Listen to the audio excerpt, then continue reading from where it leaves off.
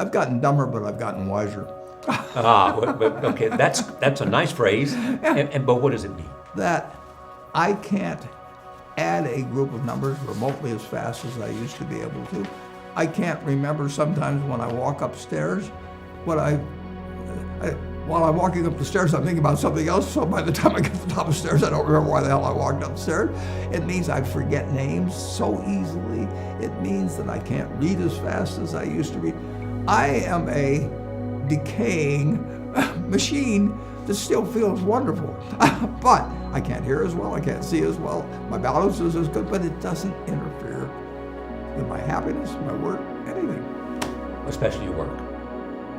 It doesn't interfere with anything. That ages. I can get on a plane and go anyplace. You know, I can do anything as long as you don't ask me to dance. Or juggle, or, you know, or even remember, you know, who did I meet yesterday?